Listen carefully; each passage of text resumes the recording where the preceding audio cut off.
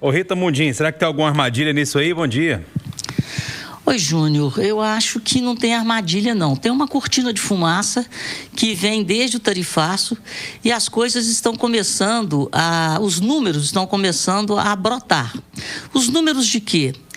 O governo teve que fazer mais contenções no orçamento. E nós vimos ontem a arrecadação da Receita Federal. A arrecadação, ela, pela primeira vez, ela recuou no ano, né? Quando você compara agosto com julho, mas mesmo assim foi uma arrecadação muito boa. E se a gente comparar os primeiros 8 meses do ano, a arrecadação da Receita está em 1.888 bilhões, com um crescimento aí de quase 4%. E o recuo de agosto em relação a julho foi de 1,5%. Mas por que eu estou falando tudo isso? A atividade econômica já dá sinais de desaceleração. E essa arrecadação só não foi pior porque a arrecadação com o IOF, que é um absurdo que estão fazendo conosco, enquanto contribuintes, a arrecadação do IOF cresceu quase 40%. O governo arrecadou mais de 8 bilhões com o IOF. Houve um crescimento na arrecadação em cima das operações de crédito, o que é uma tristeza, porque o crédito está ainda mais caro, apesar desses juros lá em cima. E houve uma arrecadação que aumentou cerca de 203% com a remessa de dinheiro de brasileiros para o exterior, com as nossas transações em dólar, né?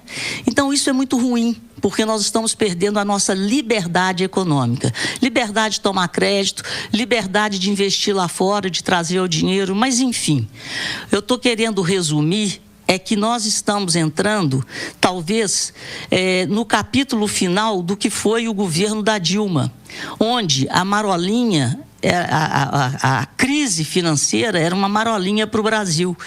E as coisas estruturais estão passando desapercebidas. Ou seja, se não trabalharmos o equilíbrio fiscal, nós viveremos dias terríveis pela frente. Esse crescimento que o Brasil está experimentando, esse quase pleno emprego, ele não é sustentável. Porque quem responde ao IBGE que não está procurando emprego está empregado. E nós temos 56 milhões de brasileiros vivendo de bolsa, de qualquer tipo de bolsa, ou recebendo qualquer tipo de auxílio, que aumenta o nosso endividamento e que faz com que os juros não caiam. Então, a nossa situação é crítica. Estamos pagando quase 1 trilhão de juros anualmente. E isso tudo está sendo colocado debaixo do tapete num discurso de soberania e num discurso onde o Lula esquece tudo que ele já fez, a corrupção que ele já participou, que ele foi condenado também, que o filho dele sofreu processo por bater em mulher.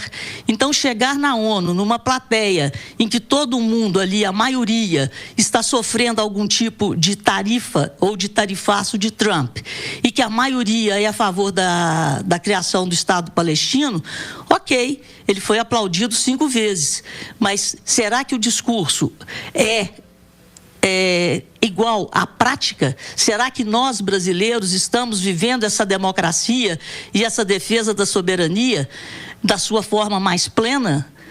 Fazer um discurso de estadista para recuperar a imagem no exterior para uma plateia que está sofrendo com os mesmos problemas não é tão difícil assim. O difícil é ser brasileiro e viver no país com a taxa de juros a 15%, com o aumento do IOF e com o desequilíbrio fiscal estrutural que o governo nega que existe. Ô Travassos, o Eduardo falou que tá bom, a Rita falou que tá ruim. E você, bom dia. Pro Eduardo, o Brasil... Bom dia, Júnior Moreira, bom dia, bancada, bom dia, os homens da Itatiaia. Pro Eduardo, o Brasil é a Suécia. Não, maravilha. Não coloque... Tá tudo crescendo do jeito que tá. Não coloque palavras Não, tá bom, Edu. na minha boca. Na verdade, o que você disse é que o governo tá no caminho ruim certo. para a direita, o governo tem seus problemas, mas não é o caos que os que torcem contra o Brasil por não gostarem do Lula, acham que é. Mas a gente acabou de ouvir a Rita falando sobre a situação A econômica. opinião dela, eu respeito. E é uma técnica na área de economia. Então, tudo bem, gente. Eu, no meio de campo, eu só... Travassos. Pois não. Travassos, eu posso dar só mais um dado da economia? Claro. Na pior crise que o Brasil sofreu, na crise econômica, lá na Dilma, 2015, 2016, quando a gente teve uma retração de 8% do PIB, a taxa real de juros, que é o risco Brasil, é quanto que o Brasil tem que pagar de juros para o dinheiro não ir embora daqui, chegou a 7,5%. Hoje está a 10%. Nós estamos muito pior do que nós estávamos naquela mesma narrativa do governo Dilma.